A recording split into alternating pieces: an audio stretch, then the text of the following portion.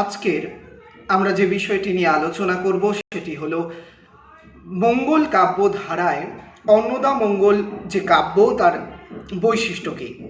অন্যভাবে এটাকে আমরা বলতে পারি যে নতুন মঙ্গল কাব্য যে অন্নদামঙ্গল কাব্যকে অভিহিত করা হয়ে থাকে তা কতটা যুক্তিসঙ্গত আমরা সেটারও আলোচনা এর মধ্যে দিয়ে পাব। অষ্টাদশ শতাব্দীর যে বাংলা সাহিত্য তা মূলত দুটি বৈশিষ্ট্যের মধ্যে দিয়ে এগিয়ে যায়। এক, পুরাতন ঐতিহ্যকে সংরক্ষণ করা, এবং দুই, ভাবী বা যুগোপযোগী ঐতিহ্যকে নির্মাণ করা। অবশ্য ঐতিহ্য আর আধুনিকতার মধ্যে যতটা মাত্রাগত ফারাক আছে ততটা কিন্তু গুণগত ফারাক নেই। ঐতিহ্য রূপান্তরিত হতে হতেই আধুনিকতার মাত্রা পেতে পারে। সাধারণত এটাই লক্ষ্য করা যায় ভারতচন্দ্রের অন্নদামঙ্গল কাব্যের মধ্যে। আমরা জানি যে কোনো সাহিত্যে সেই সাহিত্যে যুগের দাবিটাই হলো সর্বোচ্চ, আর সেই যুক্তিতে অন্নদামঙ্গলের ঐতিহ্যের যে প্রত্যাশা তা আধুনিক হয়ে উঠেছে। মধ্যযুগীয় বাংলা সাহিত্যের অন্যতম প্রধান বৈশিষ্ট্যই হলো ধর্ম, অর্থাৎ ধর্মমনস্কতা সেখানে প্রতিটি সাহিত্যের মধ্যেই সাধারণত আমরা লক্ষ্য করতে পারি। অন্নদামঙ্গল কাব্যটির মধ্যে যে কাব্য কাঠামো সেটাও কিন্তু ধর্মকেন্দ্রিক, কিন্তু আপাদমস্তক যে ধর্ম ভাবনা বা ধর্মের বলতে পারি ধর্মের যে নির্যাস, ধর্মের যে মুখোশ, সেই সমস্ত কিন্তু অন্নদামঙ্গলকে আবৃত করে নেই, বরং অনেক ক্ষেত্রেই অন্নদামঙ্গল কাব্যের মধ্যে এই ধর্ম বিষয়টা দ্বিতীয় স্থানে চলে গেছে বা পিছন দিকে চলে গেছে। প্রথমে এসেছে বাস্তবতা, একটা বাস্তব জীবন সেখানে প্রাধান্য পেয়েছে। প্রাণের হিল্লোল, একটা গুমোট পরিবেশ, সেখান থেকে মুক্তির শিহরণ, একটা চিন্তার অবদমিত পরিস্থিতির মধ্যে মানুষের যে স্বাধীনতা স্পৃহা, এই সমস্ত কিছুই কিন্তু অন্নদামঙ্গল কাব্যের মধ্যে ভরা আছে। অন্নদামঙ্গলে কোনো না কোনোভাবে আধ্যাত্মগন্ধি বটেই, অর্থাৎ অন্নদামঙ্গল কাব্যের মধ্যে ধর্ম আছে কোনো সন্দেহ নেই, সেখানে ঈশ্বর ভাবনা আছে কোনো সন্দেহ নেই, কিন্তু কোনোটাই প্রকট নয়, প্রচ্ছন্ন। সাহিত্যে যে জাতির আত্মপ্রকাশের হাতিয়ার হয়ে ওঠে, সমাজ যুগের মানসিকতার প্রতিফলন ঘটে, মধ্যযুগের সাহিত্যের মধ্যে তা আমরা দেখতে পেতাম না, বরঞ্চ সেখানে অনেক বেশি ধর্ম বেশি প্রাধান্য পেয়ে যেত, গোষ্ঠী প্রাধান্য পেয়ে যেত। কিন্তু অন্নদামঙ্গল কাব্যের মধ্যে প্রতিনিয়ত জীবনের অন্তঃপুরে যে ভাঙা গড়া চলছে, সেই ভাঙা গড়া, সেই অতীত ঐতিহ্য আর বর্তমানের একটা দোলাচলতা, এই সমস্ত কিছু অপূর্বভাবে মিশ্রিত হয়ে আছে। অন্নদার ভবানন্দের গৃহে গমন অংশে বাঙালির স্বপ্ন বাস্তবের ছবি ধরা পড়তে দেখি। অন্নদামঙ্গলে দেবতার বদলে মানুষ কিংবা দেবতার মানবায়ন ঘটতে দেখি। এই মানবমুখীনতা এবং ব্যক্তি স্বাতন্ত্র্যই হলো আধুনিক যুগের প্রধানতম বৈশিষ্ট্য। নবদ্বীপের রাজা কৃষ্ণচন্দ্র রায়, আমরা জানি তিনি অনুরোধ করেছিলেন ভারতচন্দ্রকে অন্নদামঙ্গল কাব্য রচনার জন্য। 1752 খ্রিস্টাব্দ নাগাদ ভারতচন্দ্র 3টি খণ্ডে বিভক্ত এই কাব্যটি রচনা করেন। 3টি খণ্ড কি কি? এক, দেবখণ্ড, কালিকামঙ্গল বা বিদ্যাসুন্দর অর্থাৎ লৌকিক আখ্যান, দেবখণ্ডটা হলো অন্নদামঙ্গল, দ্বিতীয়টা হলো কালিকামঙ্গল বা বিদ্যাসুন্দর অর্থাৎ লৌকিক আখ্যান, এবং 3 নম্বর হলো অন্নপূর্ণামঙ্গল বা মানসিংহ অর্থাৎ ঐতিহাসিক কাহিনী। তাহলে পুরাণ, রোমান্টিক লোকগাথা আর ইতিহাস, এই 3টেকে নিয়ে মঙ্গল কাব্যের ধারায় আবির্ভূত হয়েও অন্নদামঙ্গল হয়ে উঠল নতুন মঙ্গল। কাব্যটির 3টি অংশই সম্পূর্ণ পৃথক বা স্বতন্ত্র মর্যাদার দাবিদার। এই 3টি অংশের মধ্যে কাহিনীর যোগসূত্র, আত্মীয়তার বন্ধন দৃঢ়। হরপ্রসাদ শাস্ত্রী বিদ্যাসুন্দর অংশ আলোচনা করতে গিয়ে বলেছিলেন, গল্পের ভেতরে গল্প ভারতবর্ষে এক নতুন ব্যাপার, ঠিক যেন চীনে বাক্স, একটার ভেতর আর একটা, তার ভেতরে আর একটা। আমাদের পঞ্চতন্ত্রও তাই, হিতপ্রদেশও তাই, বৃহৎ কথাও তাই, কথা শরীর সাগরও তাই, মহাভারতও তাই, পুরাণগুলিও তাই। বাংলায় এসে বিদ্যাসুন্দরও তাই হইয়া পড়িয়াছে। উপরের বাক্স কালিকামঙ্গল, ভিতরের গল্প বিদ্যাসুন্দর। এই মন্তব্য কেবল বিদ্যাসুন্দর কাব্যটি সম্বন্ধেই নয়, সমগ্র অন্নদামঙ্গলের ক্ষেত্রেই প্রযোজ্য। 3টে খণ্ডে বিভক্ত হলেও ভারতচন্দ্রের সমগ্র কাব্যটির নাম কিন্তু অন্নদামঙ্গল।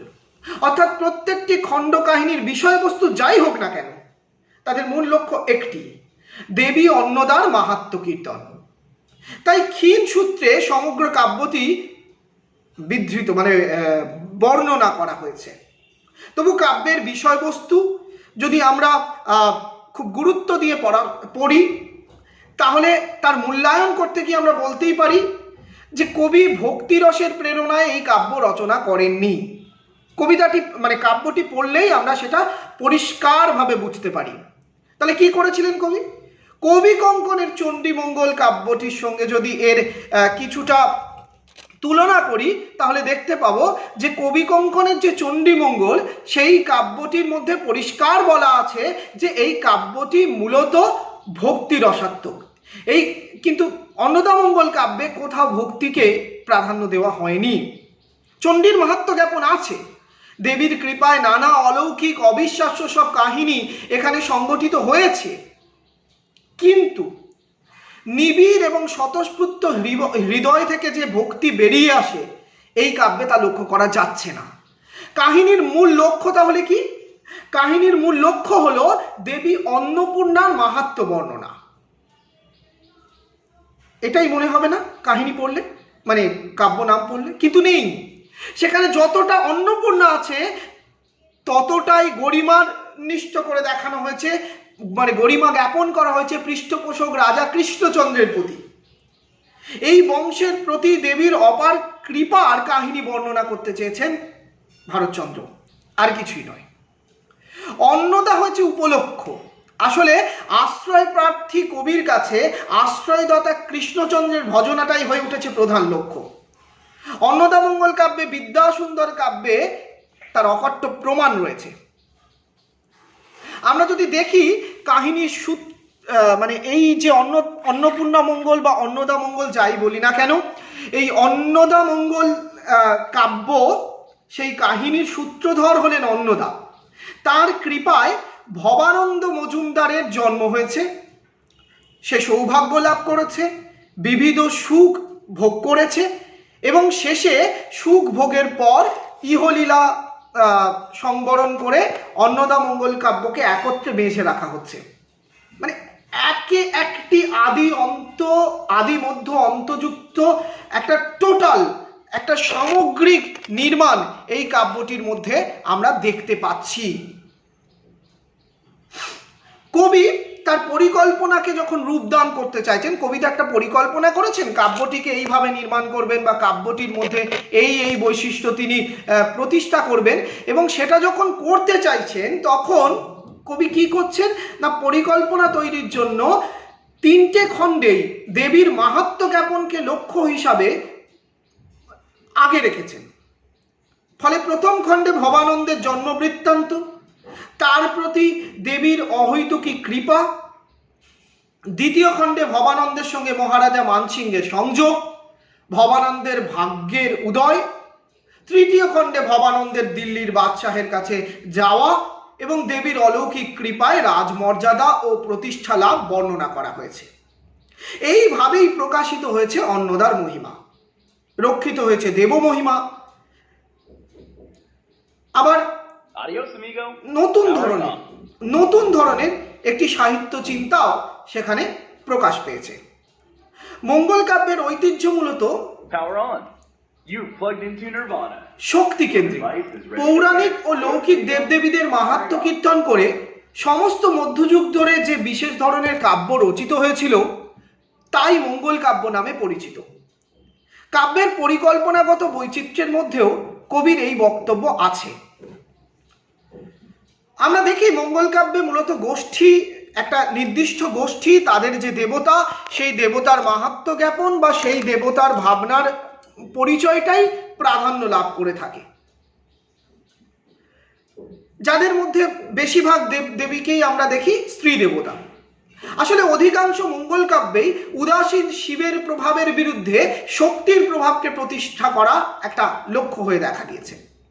এই উদাসীন শিব চরিত্র নিঃসহায় এবং নিঃসম্বল, সামাজিক দিক থেকে সবচেয়ে নিম্ন জাতি ও সামাজিক উৎপাদনের দিক থেকে সর্বনিম্ন শ্রেণীর কৃষি দেবতা বলে তার উপর সমস্ত নিম্ন প্রবৃত্তি এবং নিম্ন গুণগুলোকে আরোপিত করা হয়েছে। পৌরাণিক শিবের যে শান্ত সমাহিত আর্য মহিমা সেটা এখানে নেই। তার পরিবর্তে একটা কর্মবিমুখ, অলস, অকর্মণ্য এই রকম চরিত্র হিসাবে শিবকে চিত্রিত করা হয়েছে। আসলে মানুষের মধ্যে জীবনকে ঘোষণা করার, প্রতিকূল পরিবেশের যে অস্থিরতা, সেখান থেকে আত্মরক্ষা করার যে সহজ প্রবৃত্তি আছে, তা নিজেকে প্রকাশ করতে চায়। কিন্তু যখন আমরা দেখি নিষ্ক্রিয় জীবন দর্শন ও আরাধ্য দেবতা তার পথ অবরোধ করে দাঁড়িয়ে থাকে, তখনই আঘাতে স্পর্শে সৃষ্টি নতুন ব্যক্তিসত্তার অন্তর্বিরোধ দেখা দেয়। মানুষের নিজের সত্তা যেন দুটো বিরোধী সত্তায় বিভক্ত হয়ে যায়। কি কি? এক, তার পুরাতন ভাবাদর্শের প্রতি আকর্ষণ, এবং দুই, সৃষ্টি চেতনায় উন্মুখ নতুন একটা কিছুকে সৃজন করা। এই দুইয়ের মধ্যে যে সংঘাত, সেখান থেকে জন্ম নেয় ব্যক্তি সত্তার। এই সংঘাতের পরিবেশের সঙ্গে খাপ খাওয়ানো পুরাতন আদর্শ নিজেকে বাঁচিয়ে রাখতে পারে না, নতুনেরই জয়গান হবে। মধ্যযুগের ঝড়ঝঞ্ঝায়, বিপর্যস্ত আবহাওয়ায় শিব যেন বেমানান। শক্তি দেবীর জনপ্রিয়তাগুলো এই কারণেই ঘটেছে। শক্তি যার, মানে শক্তি কাকে বলছি না, যার ক্ষমতা কোনো নির্দিষ্ট সীমায় ধরতে পারি না, ইচ্ছা অনিচ্ছা যার কোনো নিয়ন্ত্রণ মানে না, যা সহজেই মানুষকে সর্বোচ্চ চূড়ায় ওঠাতে পারে, আবার ডুবিয়ে দিতে পারে অতল গহরে। এমন এক শক্তির কল্পনা করেই তার অপ্রতিহত প্রভাবের হাতে নিজেকে সমর্পণ করে মানুষ তার পরিবেশের বিপর্যয় এবং তার যে সামগ্রিক আঘাত, যা কিনা তার নিয়ন্ত্রণে নেই, সেই সমস্ত কিছুকে জয় করা, নিয়ন্ত্রণ করার চেষ্টা করেছে। তুর্কি আক্রমণ এবং সেই তুর্কি আক্রমণ উত্তর পর্বের রাষ্ট্রীয় ও সামাজিক যে অস্থিরতা, তার মধ্যে মানুষের জীবন হয়ে উঠেছিল একটা প্রচণ্ড, মানে কি বলবো, দোদুল্যমান পরিস্থিতি। এই অবস্থা থেকে নিজের অস্তিত্বকে রক্ষা করার আকুতি প্রকাশিত হয়েছে মঙ্গল কাব্যগুলিতে।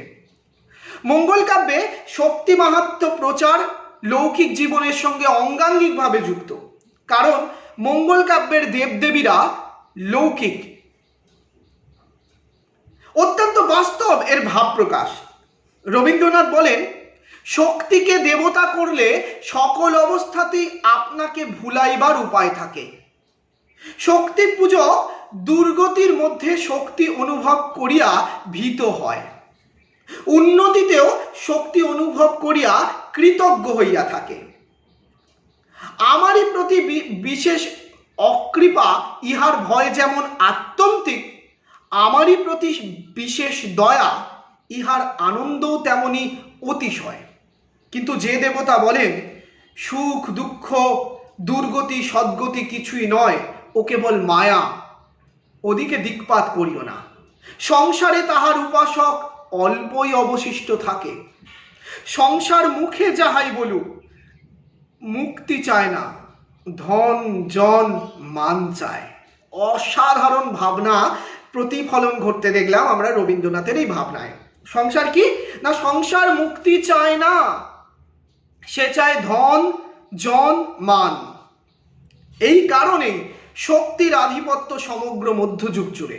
আজও বাংলা মঙ্গল কাব্যের উদ্ভবের মূলেও এই মানসিকতাটি সক্রিয়।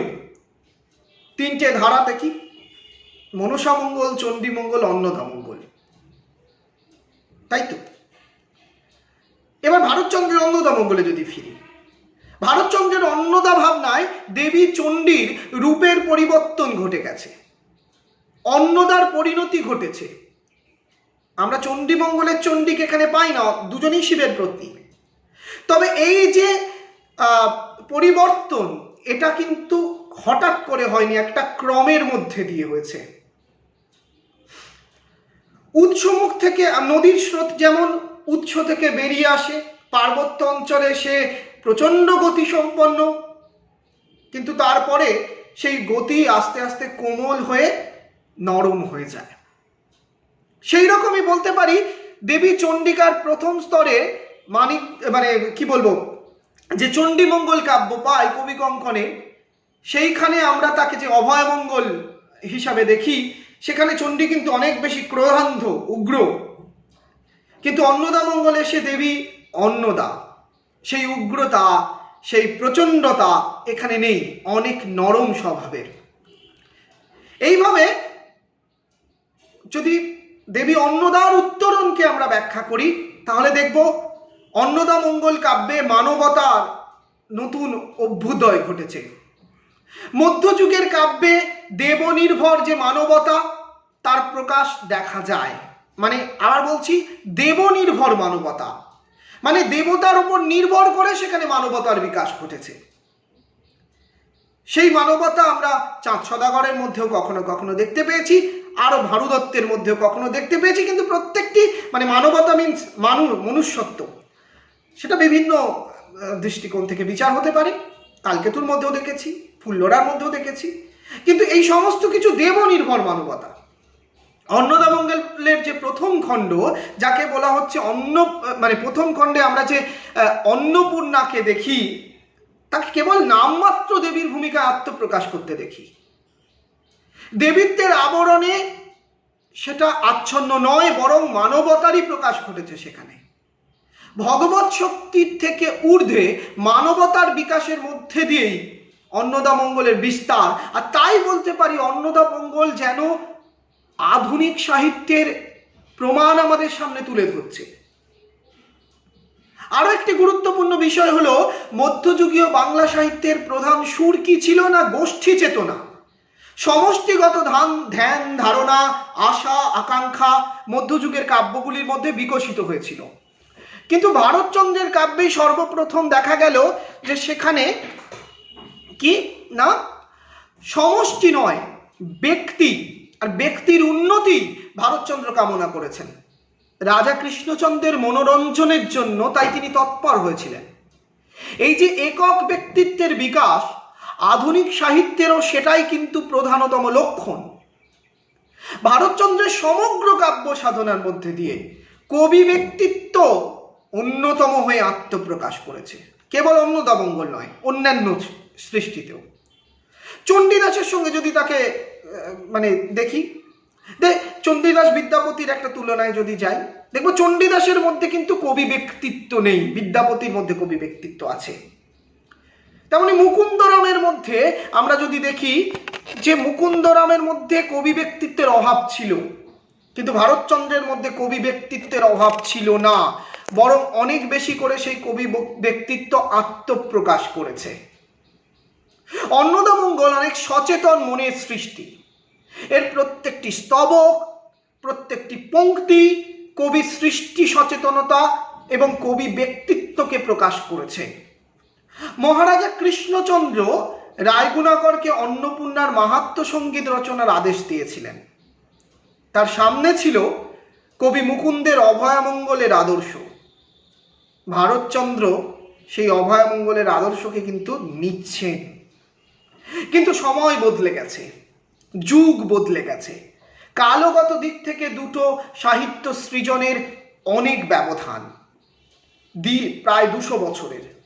রুচি, সংস্কার, জীবন আদর্শ সব কিছুর ক্ষেত্রেই পরিবর্তন ঘটে গেছে। ইংরেজের প্রবেশ ঘটে যাচ্ছে। হ্যাঁ, পাশ্চাত্য শিক্ষা দর্শনের প্রভাব হয়তো তখনও আসেনি, কিন্তু নতুন যুগের একটা সৃজন ঘটতে শুরু করেছে। তাই আমরা দেখছি দেবনির্ভরতার যুগ গিয়ে দেবাস আত্মবিশ্বাসের যুগ তখন ফিরে আসছে। জীবনের প্রতি পদক্ষেপে দেবতার অনুগ্রহের অপেক্ষা মানুষ আর করছে না, বরঞ্চ ধর্ম শৈথিল্যতাই ভারতচন্দ্রের যুগের প্রধানতম বৈশিষ্ট্য। আঘাতে, বেদনায় নিষ্পেষিত হতে থাকা মানুষের মধ্যে যে দেব আনুগত্যের চিহ্ন, তা ক্রমশ ধীরে ধীরে শিথিলতার দিকে এগিয়ে চলেছে। কবি মুকুন্দের যে চণ্ডী, সেখানে জীবনের দায়ে, অস্তিত্বের দায়ে কাব্যটি রচনার পেছনে সক্রিয় ভূমিকা নিয়েছিল। চণ্ডী লোকজীবন, ধর্ম, সংস্কার সেখান থেকে উঠে আসছে, কিন্তু অন্নপূর্ণা, তার আরাধনা, মহারাজা কৃষ্ণচন্দ্রের অনুগ্রহ, ছায়া, আত্মপ্রতিষ্ঠা, এই সমস্ত কিছু বেশি গুরুত্বপূর্ণ হয়ে যাচ্ছে। সুতরাং সব দিক থেকেই গোষ্ঠী ভেঙে গিয়ে একক, লোকজীবন থেকে ব্যক্তি জীবন, গণচেতনা আধ্যাত্মিকতা থেকে এসে গণচেতনা, এই সমস্ত কিছু ভারতচন্দ্রের মধ্যে আসছে বলেই তিনি তার পূর্ববর্তী যে কবি মানসিকতা, সেটা ছেড়ে বেরিয়ে আসতে পেরেছিলেন। আমরা কেন তুলনা করছি ভারতচন্দ্রের সঙ্গে কবি কঙ্কনের?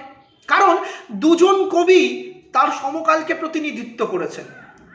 আমরা যদি চণ্ডীমঙ্গল কাব্য পড়ি, সেখানেও দেখতে পাবো যে চণ্ডীমঙ্গল কাব্যের মধ্যে সেই সমকালের প্রতিফলন খুব নিপুণ দক্ষতায় কবি কঙ্কন ঘটিয়েছিলেন, ভারতচন্দ্র ঘটিয়েছেন নিপুণ ভাষ্যকারের মতো। কিন্তু ষোড়শ শতকের যে জীবনযাত্রা, তার সঙ্গে অষ্টাদশ শতাব্দীর জীবনযাত্রার মিল তো আমরা খুঁজে পাবো না। রাজসভার কবি ভারতচন্দ্র, তাই রাজসভার যে মণিমাণিক্য, সেই মণিমাণিক্যের প্রভাব তো তার মধ্যে থাকবে। নেক্সট পয়েন্ট যেটা আলোচনা করছি, অন্নদামঙ্গল কাব্যের ধর্মের জায়গাটা। হ্যাঁ, আছে ধর্ম অন্নদামঙ্গল কাব্যে, কিন্তু ধর্মের বন্ধন শিথিল। মানব জীবনের আবেগ, আকাঙ্ক্ষা ধর্মের আবরণ ভেদ করেই আত্মপ্রকাশ করেছে। এই জীবন কথাতে উঠে এসেছে তার যুগের রস, তার যুগের রুচি। রাজা এবং রাজার সভাসদদের আনন্দ দানের জন্য রচিত এই কাব্য। এর মধ্যে ভোগবিলাস আছে, অশ্লীলতা আছে, নাগরিক বৈদগ্ধ্য আছে, পাণ্ডিত্য আছে। তথাকথিত যে অশ্লীলতা, তাকে এই বৈদগ্ধ্য দিয়ে, পাণ্ডিত্য দিয়ে ঢেকে দিয়েছেন কবি। বাণিজ্যে লক্ষ্মীর বাস, তাহার অর্ধেক চাষ। কবির এই উক্তিতে আছে যুগের প্রতিধ্বনি। কৃষি, অর্থনীতি এবং তার সঙ্গে ব্যবসার অর্থনীতি, এই যে বিরাট গৌরব কীর্তন, তা নতুন বণিক শক্তির ইঙ্গিত আমাদের সামনে তুলে ধরছে। আসন্ন দিন যে একটা বাণিজ্যিক শক্তি, একটা ব্যবসায়িক সভ্যতা গড়ে উঠবে, পুঁজিবাদী অর্থনীতির বিকাশ ঘটবে, সেই যুগ বা সেই যুগের ইঙ্গিত ভারতচন্দ্রের অন্নদামঙ্গলে কোথাও যেন আছে। এই কারণেই তো ভারতচন্দ্রকে আমরা বলছি যুগসন্ধির কবি। চলে যাওয়া কাল তাকে ছেড়ে যায়নি, আবার নতুন যুগকে তিনি অস্বীকার করেননি। দুই যুগের মধ্যে একটা সামঞ্জস্য বিধান করতে পেরেছিলেন। সেই সামঞ্জস্য বিধান করতে পেরেছিলেন বলেই তো ভারতচন্দ্রের মঙ্গল কাব্যটি, অন্নদামঙ্গল কাব্যটি হয়ে উঠতে পেরেছিল নতুন মঙ্গল কাব্য। মঙ্গল কাব্যের বৈশিষ্ট্য সেখানে কুঁদে কুঁদে ভরা। সেখানে বন্দনা অংশ দেখি, গ্রন্থোৎপত্তির কারণ দেখি, দেবখণ্ড দেখি, নরখণ্ড দেখি, সব কিছুই পাই। কিন্তু ওই যে বললাম, মঙ্গল কাব্যের ঘরানা, মঙ্গল কাব্যের ভাবনা সব কিছু থাকলেও ভারতচন্দ্র মঙ্গল কাব্য থেকে একেবারে বেরিয়ে যাওয়ার চেষ্টা করছেন। আমরা ভারতচন্দ্রের এই মঙ্গল কাব্যের বৈশিষ্ট্যকে যদি দেখি, সেখানে একটি জিনিস খুব গুরুত্বপূর্ণ হয়ে দেখা দিতে দেখি। কি? তিনি লিখেছিলেন কাব্যের শুরুতে, কৃষ্ণচন্দ্র ভক্তি আসে ভারত সরস ভাসে রাজা কৃষ্ণচন্দ্রের আদেশে। গতানুগতিকতার ক্লান্তিকর একঘেয়েমি মানুষকে যখন তিতিবিরক্ত করে দিচ্ছে, ভারতচন্দ্র তখনই এই অন্ধ অনুকরণের পথকে ছেড়ে দিচ্ছেন। কি করছেন না, সেই অন্ধ অনুকরণের পথ ছেড়ে একটা সরস ভাষণের দিকে এগিয়ে গেলেন। এখানেই পোঁতা ছিল নতুন মঙ্গল কাব্যের বীজ। আসলে ভারতচন্দ্রের কবিমন ধর্মকে স্বীকার করতে পারে, আবার সেই ধর্মকে স্বীকার করে নিয়েও যুগকে অস্বীকার না করার যে তার প্রবণতা, সেটাই তার মঙ্গল কাব্যকে অনন্য করে তুলেছে। ভারতচন্দ্রের অন্নদা কোনো বিশেষ সম্প্রদায়ের দেবী নন, তিনি চিরকালের নিরন্ন মানুষের দেবতা। তিনি শত্রু বিনাশিনী, সর্বভয় হারিণী, দুর্জন দলনী, সর্বসুখদাত্রী নন। তাহলে কি তিনি শুধু অন্নদাত্রী, অন্নদা। যুগ তো সংকটে ভুগছে, একটা চরম অস্থিরতা, রাজনৈতিক, সামাজিক, অর্থনৈতিক দিক থেকে বাংলা ভেঙে পড়েছে।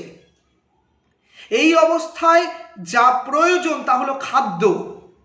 আর তাই ভারতচন্দ্রের অন্নদা মঙ্গলে অন্য সব রূপ ভুলে, সংহারক না দেখে শুধু অন্নদা হিসাবে তাকে দেখি। অষ্টাদশ শতাব্দীর রুচি বিকৃত নগর কেন্দ্রিক সভ্যতা, তার বিলাস উল্লাস ভারতচন্দ্রকে অনেকটাই প্রভাবিত করেছিল। তাই তার কাব্যে জাঁকজমক বেশি লক্ষ্য করা যায়। কাব্যের আড়ম্বরতার প্রতি তার কবি চেতনা ছিল সচেতন। তিনি চেয়েছিলেন নবতর রস সৃষ্টি করতে। কাব্য সম্পর্কে তার ধারণা, যে হোক সে হোক বাসা কাব্য রস লয়ে। আবার বলছি, যে হোক সে হোক ভাষা কাব্য রস লয়ে। অর্থাৎ যা খুশি তাই লিখে দেবো তাকে কাব্যরস বলে না। কাব্যরস হয়ে উঠতে গেলে অন্য রকম ভাবে তাকে প্রকাশ করতে হয়। তাই ভারতচন্দ্র যে কাব্য সৃষ্টি করেছেন তা নতুন রসের কাব্য। মঙ্গল কাব্যের যে প্রথাবদ্ধতা, সেই প্রথাবদ্ধ মঙ্গল কাব্য এটি নয়। হাসি ঠাট্টায়, ব্যঙ্গ বিদ্রুপে, ভাবকলায় ভারতচন্দ্রের কাব্যটি হয়ে উঠেছে অভিনব একটি মঙ্গল কাব্য। এই মঙ্গল কাব্যে ভারতচন্দ্রের যে ধর্ম প্রকাশিত হয়েছে তাকে আমরা বলবো মানব ধর্ম।